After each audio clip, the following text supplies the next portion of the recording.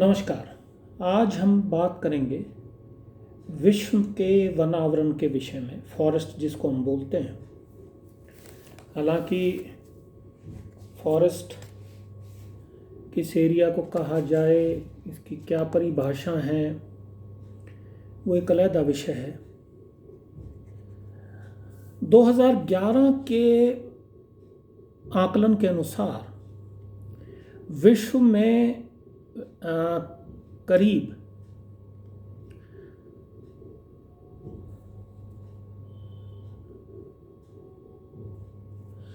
3,90,00,000 square kilometre area forest cover के अंदर आता है।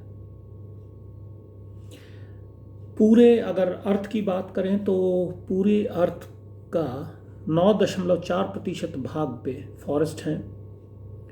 और ये लैंड के परिप्रेक्ष्य में अगर आप बात करें, जितनी पृथ्वी के सतह पे धरती है, तो ये उसका करीब 30% के करीब बैठता है। विश्व की 60%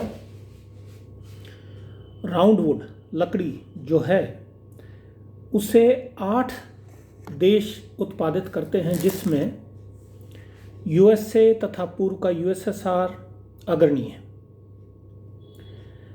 पर कम विकसित राष्ट्र जैसे भारत, चाइना, ब्राज़ील, कम विकसित तो नहीं कहेंगे चाइना को, लेकिन जिस समय उन किताबों में ये जिक्र हुआ तब चाइना को कम विकसित राष्ट्रों की श्रेणी में रखा गया, भी उत्पादन में इनके काफ़ी करीब है, मतलब यूएसए और यूएसएसआर के। विश्व की कुल उत्पादित लकड़ी का आधा भाग ईंधन के रूप में इस्तेमाल हो जाता है। ईंधन का मतलब घरेलू उपयोग जो है, परंतु यह खपत भी क्षेत्र के हिसाब से घटती बढ़ती रहती है। डिपेंड करता है किस देश के परिप्रेक्ष्य में आप बात कर रहे हैं। इंडोनेशिया, ब्राज़ील, इंडिया और कई एशियाई तथा अफ्रीकी राष्ट्रों में लकड़ी के कुल उत्पादन का 80%, ध्यान देने वाला विषय, 80% ईंधन के रूप में इस्तेमाल हो जाता है। और यही वो राष्ट्र हैं जो विश्व में जलाऊ लकड़ी का सबसे ज़्यादा उत्पादन करते हैं। एक टेबल मैं बाद में इसको डालूंगा आपके लिए, से जाहिर होता है कि अगर प्रतिशत के हिसाब से आप देखें कि विश्व में जलाऊ लकड़ी का उत्पादन कुल अगर 100% है तो कौन सा राष्ट्र कितना कर रहा है, तो भारत विश्व के जलाऊ लकड़ी के कुल का 13% उत्पादित करता है। ब्राज़ील 10%, चाइना 9% और इंडोनेशिया 7%। ये 4 देश कुल मिला के पूरे विश्व की जलाऊ जो लकड़ी है, घरेलू उपयोग वाली या किसी और घरेलू इस्तेमाल में काम होने वाली, घर को गर्म रखना है किसी और विषय, 39%, 39% विश्व की जलाऊ लकड़ी का ये उत्पादन करते हैं।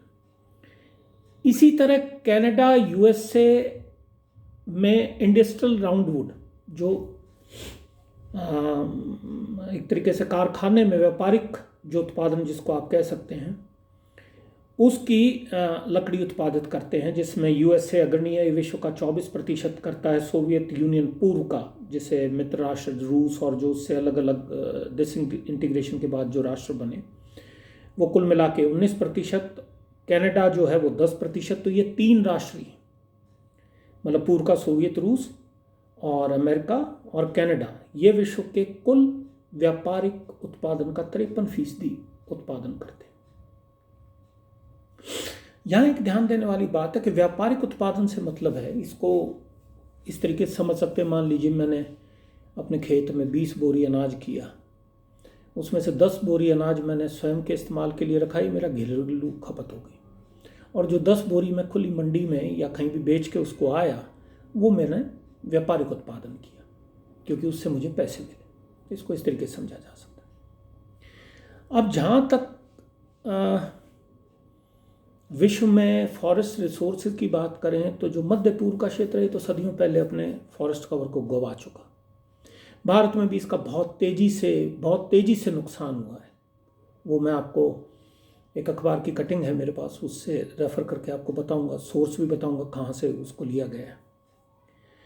अगर विश्व में ग्लोबल बेल्ट्स की बात करें तो व्यापारिक दृष्टि के वन क्षेत्र मुख्य रूप में दो पेटियों में मिलते हैं। पहली तो है उत्तरी गोलार्ध के मध्य अक्षांशीय भागों को घेरे है।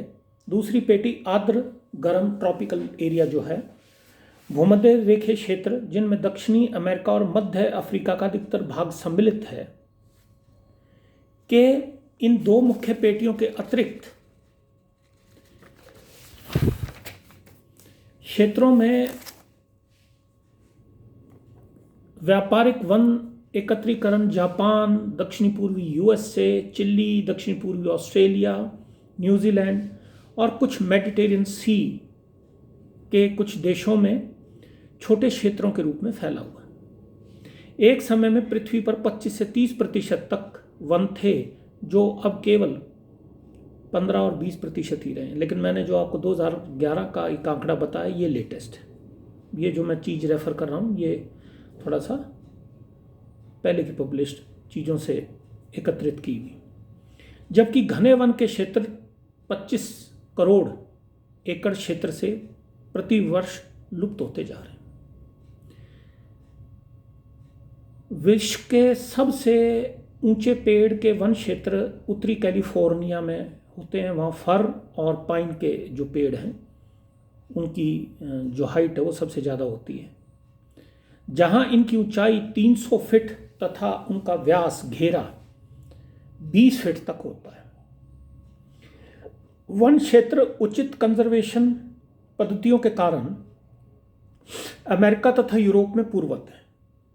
जैसे मैंने इससे पहले के जो वीडियो था एनर्जी रिसोर्सेज का, उसमें मैंने कोयले के को जब कवर कर रहे थे तो बताया था कि वो जो विकसित राष्ट्र हैं, जैसे अमेरिका का मैंने रेफ़र किया था, वो एक कॉन्सेप्ट लेके आए थे सस्टेन हाई यील्ड फॉरेस्ट का। उन्होंने पूरे अमेरिका के अंदर सर्वे किया, लैंड कैपेबिलिटीज़ क्लासेस बनाई और उस हिसाब से चिन्हित किया कि किस क्षेत्र को किस उपयोग में लाया जाए। और सस्टेन हाई यील्ड फॉरेस्ट का मतलब था कि वनों को उतनी ही गति से बढ़ाया जाए, अप्राकृतिक रूप से, मतलब इंसानी प्रयत्नों से, जितनी गति से उसको काटा जा रहा है, ताकि जो वन आवरण है उसका प्रतिशत उतना ही रहे जितना हमेशा था। लेकिन यहाँ भी एक ध्यान देने वाली बात है कि भाई वहाँ जनसंख्या कम है और जनसंख्या घनत्व इतना नहीं है कि उसका दबाव वन क्षेत्रों पे बहुत ज़्यादा हो। तो इस तरीके से वो लोग इस चीज़ को विकसित राष्ट्रों में अफोर्ड कर पाते हैं, जो कि हम नहीं कर सकते। इसके विपरीत, मतलब अमेरिका और यूरोप का जो कुछ देश हैं, यूएसए और उसके अतिरिक्त पूरे एशिया में लकड़ी की कमी है। मध्य पूर्व, उत्तरी अफ्रीका, चीन एवं भारत के ज़्यादातर क्षेत्र सदियों पहले वनों को गंवा चुके हैं। आज के दिन सबसे ज़्यादा शीघ्रता से लैटिन अमेरिकी एवं अफ्रीका में वनों का नाश, मतलब वनावरण कम होता जा रहा है। हालांकि इस विषय में विश्व के वनों में कितनी लकड़ी है के आंकड़े उपलब्ध नहीं है। यूएस फॉरेस्ट्री सर्विस ने अमेरिका के लिए लगाए अनुमान के अनुसार केवल अमेरिका के प्रांत है ऑरेगन, वॉशिंगटन, कैलिफोर्निया तथा अलास्का में अमेरिका की कुल फॉरेस्ट लकड़ी का 50% संधारित है, संचित है।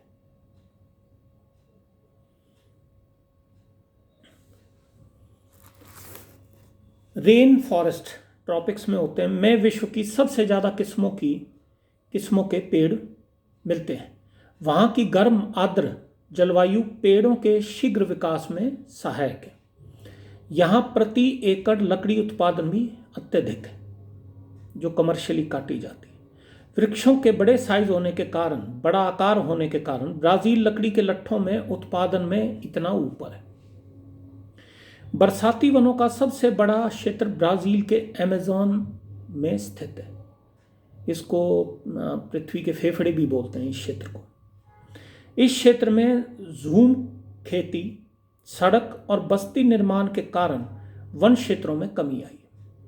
झूम कृषि है जिसमें फॉरेस्ट एरिया के कुछ भाग को, लकड़ी को काट के उसमें खेती करते हैं, और फिर क्योंकि कुछ तो आपने लकड़ी काटी और उसको साफ करने के लिए जो आपने उसके अंदर जलाया उस बायोटिक मटेरियल को, तो वो पृथ्वी की उर्वरा शक्ति को कम कर देता है, और कुछ सालों उस पर कृषि करने के बाद फिर वो ज़मीन ऊसर हो जाती है, उपजाऊ नहीं रहती। तो ये लोग क्या करते हैं कि मूव करके, ये अब हमारे भी इस तरीके से नॉर्थ ईस्ट, ये जो 7 स्टेट्स हैं, इनमें इस तरीके की पहले प्रैक्टिस थी, लेकिन अब गवर्नमेंट ने काफ़ी कोशिश की तो वो चीज़ अब इस तरीके की रिपोर्ट्स नहीं है जूम कल्टीवेशन की। और सड़क और बस्ती निर्माण, तो जैसे जैसे इसमें सीधा सा एक गणित है कि जैसे जैसे पॉपुलेशन बढ़ेगी, जनसंख्या का घनत्व तो किसी एरिया में बढ़ेगा, तो सड़क निर्माण और बस्ती निर्माण और ये सब डेवलपमेंट के काम होंगे, तो इनसे तो हमेशा वनों को नुकसान होता रहा है और हो भी रहा है। इंडोनेशिया में प्रति एकड़ वन उपज एशिया में सबसे ज़्यादा है। इंडोनेशिया में लकड़ी का निर्यात जापान को मुख्य रूप से इंडोनेशिया से किया जाता है।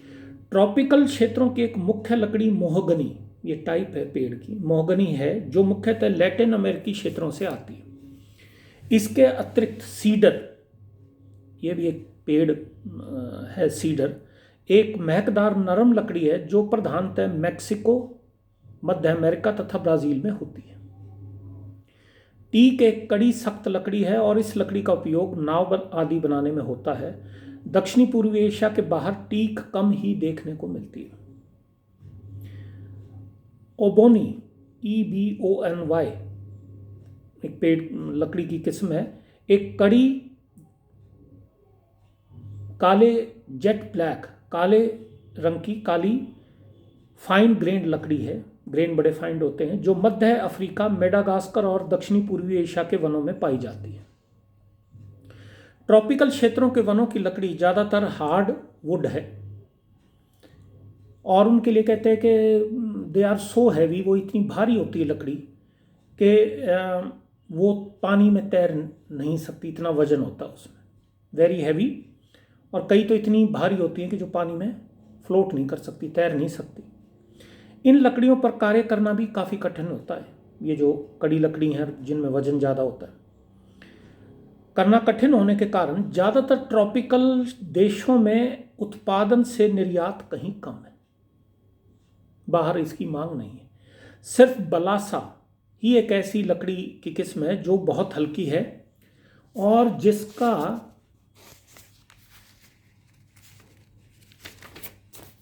निर्यात समीपवर्ती देशों को किया जाता है।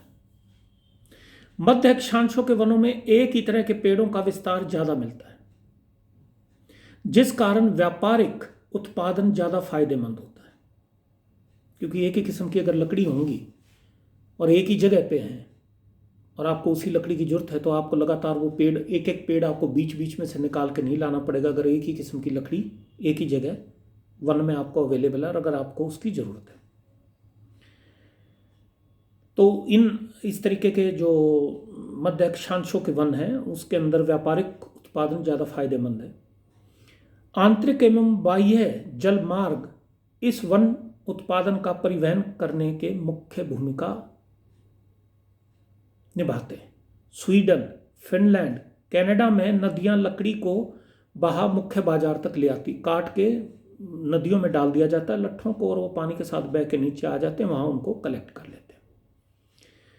इसके विपरीत, मतलब स्वीडन, फिनलैंड और कनाडा की नदियों के विपरीत, इसके विपरीत सोवियत रूस, पूर्व का सोवियत रूस तथा अमेरिका के पश्चिमी तट की नदियों के विपरीत दिशा में बहने के कारण परिवहन खर्च ज़्यादा हो जाता है, क्योंकि उसमें लकड़ी आप नहीं डाल सकते लट्ठे काट के।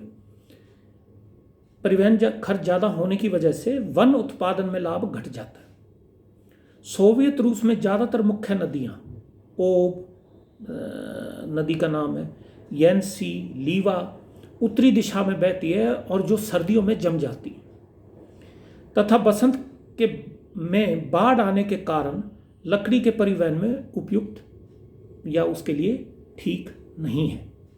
इन्हीं कारणों के कारण साइबेरिया के जंगलों का आज तक दोहन नहीं हो पाया, मतलब उनको एक्सप्लॉइट उनसे उनमें व्यापारिक उत्पादन नहीं हो पाया है। ये मुख्य कारण है ट्रांसपोर्ट करने का।